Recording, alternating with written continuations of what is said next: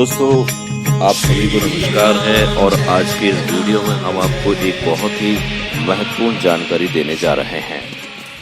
क्या कभी आपने सोचा है कि हमारे पूर्वज प्राचीन काल से भारतीय सनातन पद्धति में एक दूसरे को राम राम अभिवादन के तौर पर क्यों बोलते होंगे, या इसके पीछे उनकी मूल भावना क्यों रही होगी? उन्होंने आखिर कृष्ण कृष्ण या फिर राधे राधे या कोई दूसरा नाम क्यों नहीं लिया? वर्तमान दौर में राधे राधे कहा जाता है, उसका भी एक वैज्ञानिक आधार हो सकता है या जरूर होगा, पर हम बात कर रहे हैं एक दूसरे से राम राम करने की।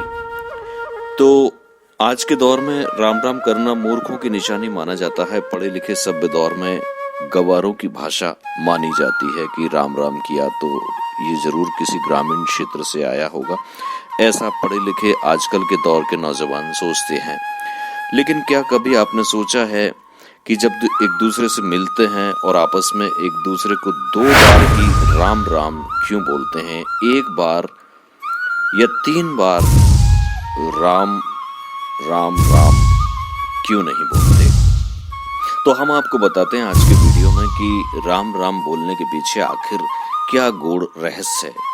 क्योंकि आप अगर हम देखें, हम हिंदी वर्णमाला में राम अक्षर जो राम का नाम मिलकर बना है उसके विषय में अगर हम गहराई से सोचें तो वर्णमाला में रा जो वर्ण है वो 27वें नंबर पर आता है।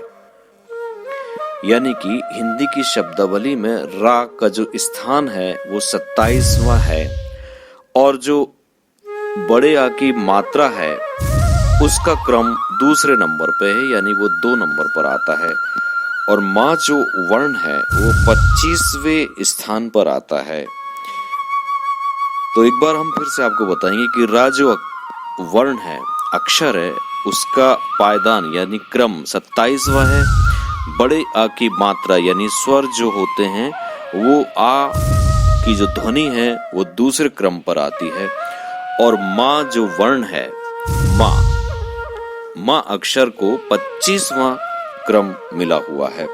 अब अगर हम तीनों अंकों का एक योग करें यानी 27 धन 2 धन 25, तो इन तीनों का योग कुल मिलाकर 54 आता है।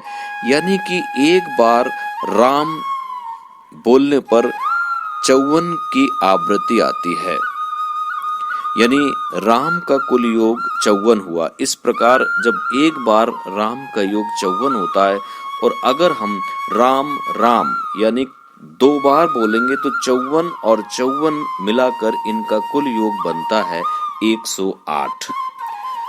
यानी कि अब आपको यहाँ एक बात समझनी होगी कि एक बार राम बोला तो 54 और 2 बार राम बोला तो 108 की गिनती पूरी हो जाती है। और हमारे भारतीय सनातन पद्धति में जो आध्यात्मिक क्षेत्र में रुचि रखते हैं वो माला के द्वारा ध्यान, जप और तप करते हैं। तो एक माला में जो दाने होते हैं यानी उनकी जो संख्या होती है, मोतियों की जो माला रहती है, तुलसी की माला, किसी की भी माला, उसके जो दाने होते हैं वो उनका कुल योग होता है 108। तो जब हम कोई भी जाप करते हैं तो 108 मन की माला गिनकर उसे पूरा जाप एक माला का जाप माना जाता है। इस प्रकार सिर्फ राम राम कह देने से ही पूरी माला का जाप पूरा हो जाता है। तो अब आपके समझ में आ गया होगा कि 2 बार राम राम क्यों कहा जाता है। यानी कि सिर्फ मुंह से राम का नाम 2 बार बोल देने से ही राम के नाम की एक माला का जाप पूरा हो जाता है। तो हमें उम्मीद है कि आगे से आप राम नाम लेने में बिल्कुल नहीं हिचकिचाएंगे, बिल्कुल परहेज नहीं करेंगे, संकोच नहीं करेंगे। बेहिचक जब भी किसी मिलने वाले से मिलेंगे तो नमस्कार के तौर पर, प्रणाम के तौर पर उसे राम राम अवश्य कहेंगे। तो मित्रों, आज के वीडियो में बस इतना ही। कुछ और रोचक जानकारी के साथ अगले वीडियो में फिर हम आपसे मिलेंगे। और एक निवेदन आपसे है कि अगर आपने हमारे चैनल को सब्सक्राइब नहीं किया है तो इसे जरूर सब्सक्राइब कर लें और बेल आइकन का बटन जरूर दबा दें, और लाइक करना तो बिल्कुल भी ना भूलें।